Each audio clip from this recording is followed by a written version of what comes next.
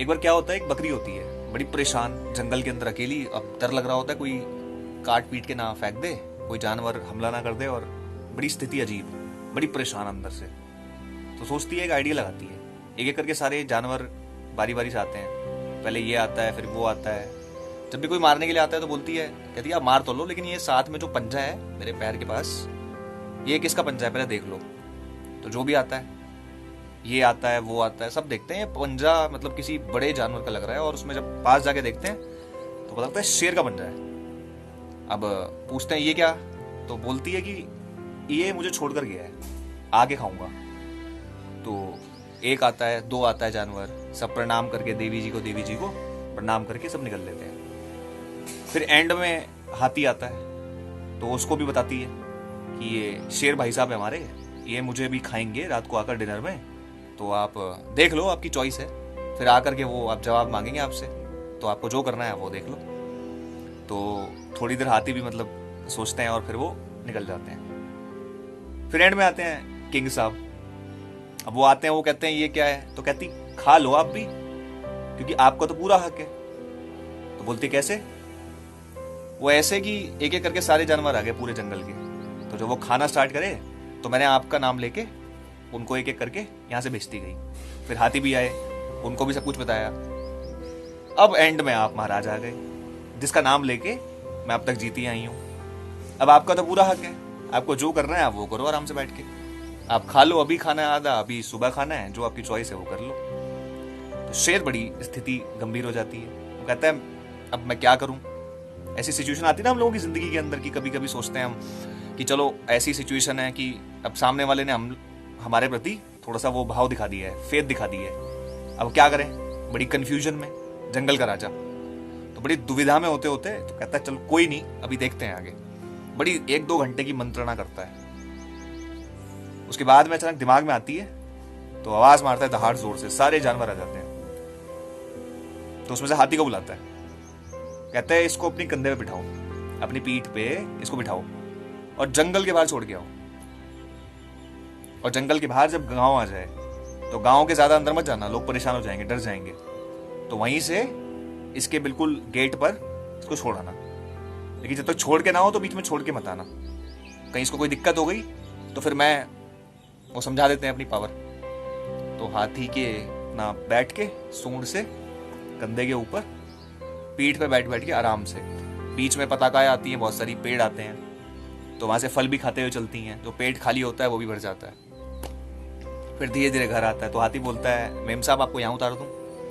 कहती नहीं नहीं, बिल्कुल गेट के पास।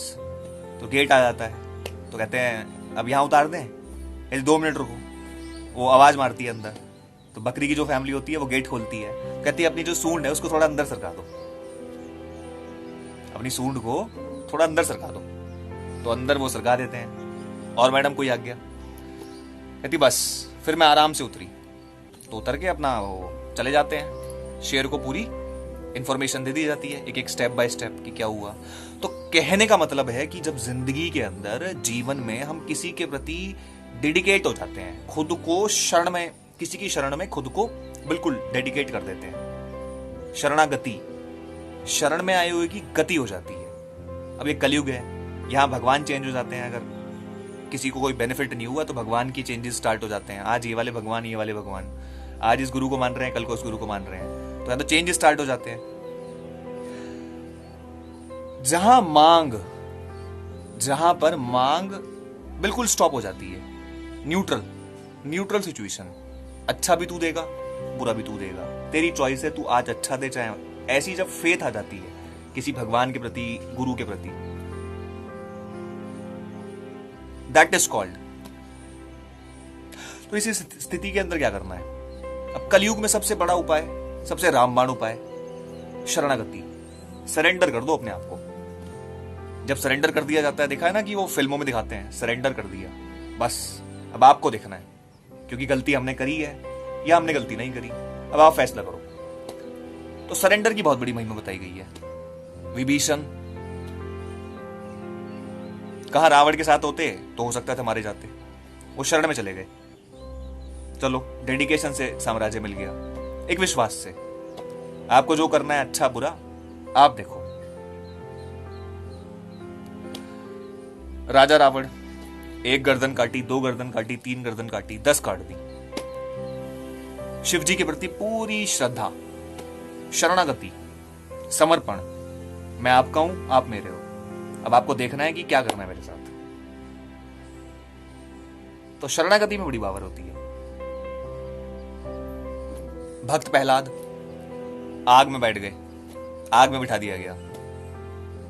अब आग की लपटें जली तो जिसके प्रति शरणागत थे वो खुद आ गए, साक्षात नारायण। यहां कमाल देखो। तो सारे एग्जाम्पल्स के अंदर, सारे शास्त्र पुराणों के अंदर शरणागति अपने आप में एक बहुत पावरफुल वर्ड है। शरणागति इज अ न्यूट्रल सिचुएशन जहां you have to be neutral. बिल्कुल आपको बैलेंस रहना है।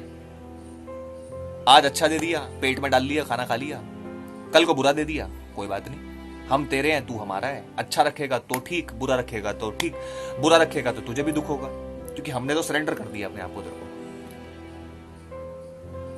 शंका और शरणागति, ये 2 शब्द समझ लो, ये कभी एक साथ नहीं रह सकते। जहां शंका होगी वहां शरणागति नहीं होगी। दोनों श से आते हैं, दोनों में जमीन आसमान का बिल्कुल अपोजिट अंतर। यहां रिजल्ट अच्छे नहीं आए तो भगवानों में चेंजेस हो जाते हैं। इस भगवान में ये खराबी है, या फिर ये वाले भगवान अच्छे तो हैं लेकिन थोड़ा स्लो प्रोसेस से हमको कुछ दे रहे हैं। कमाल। तो स्थितियों को समझो। एक छोटी सी चीज, एक मां होती है, बच्चा होता है छोटा सा, 2 महीने, 3, 4, 5, 7 महीने का, उसको पता ही नहीं होता, या फिर 15 दिन का बच्चा होता है, वो रोता कब है, जागता कब है, कुछ पता ही नहीं। मां नींद में सो रही होती है, उठते उठते देखती है कि बच्चा कुछ परेशान तो नहीं है, मुझे ऐसी फीलिंग हो रही है अंदर से। अब मां के अंदर भी ऊर्जा उत्पन्न होती है, वाइब्रेशंस होती है। वो साइकोलॉजिकल, मनोवैज्ञानिक रूप से, साइकोलॉजिकल रूप से सोचती है, अरे मेरे को सपने में कुछ आ रहा है। उठ के देखती है बच्चा असली में रो रहा होता है। That is the power of dedication, that is the power of शरणागति। वो शरण हो गया उसको पता ही नहीं, होश ही नहीं कब उसको टॉयलेट जाना है, बच्चे को कब क्या करना है, बस वो शरणागति में आ जाता है। तो रिस्पॉन्सिबिलिटी किसकी हो जाती है? सामने वाले की। तो भगवान के प्रति शरणागति कैसे होगी?